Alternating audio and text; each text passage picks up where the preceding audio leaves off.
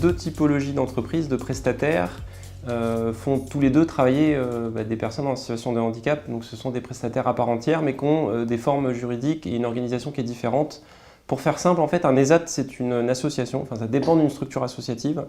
C'est des structures qui bénéficient d'un accompagnement médico-social, donc il y a un peu plus d'encadrement des travailleurs handicapés, et il y a toute une partie médico-sociale pour accompagner les personnes en situation de handicap sur ce domaine-là. Ce qui est important aussi, c'est le fait qu'un ESAT, en moyenne, c'est des plus grosses structures, il y a 80 travailleurs dans un ESAT, et 100% de l'effectif en production d'un ESAT, c'est des travailleurs handicapés. L'entreprise adaptée, c'est une entreprise à part entière, donc tous les statuts d'une entreprise classique avec des objectifs de résultat et le même fonctionnement qu'une entreprise classique, SA et SARL.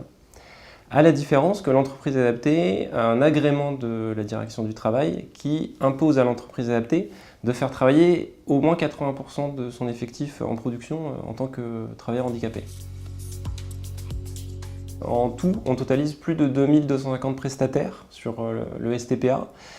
C'est un secteur qui a un poids conséquent puisque ça représente indirectement, donc ça fait travailler 150 000 travailleurs handicapés et on a totalisé un peu plus de 2 milliards de chiffre d'affaires cumulés pour tout le secteur.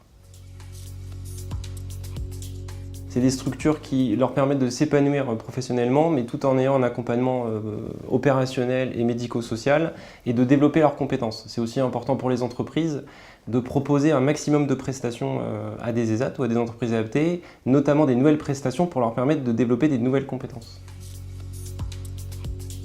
C'est très important pour les entreprises d'avoir recours bien sûr aux prestataires ESAT et entreprises adaptées, mais surtout d'avoir recours sur des prestations qui se réalisent sur site, au sein de l'entreprise.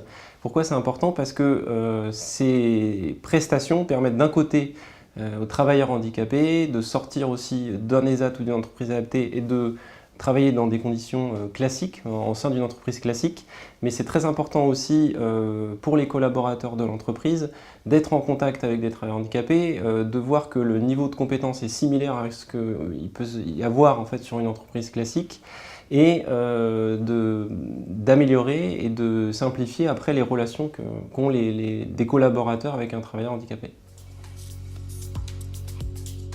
On a un partenariat avec le Crédit Agricole dans le but de développer leurs achats responsables.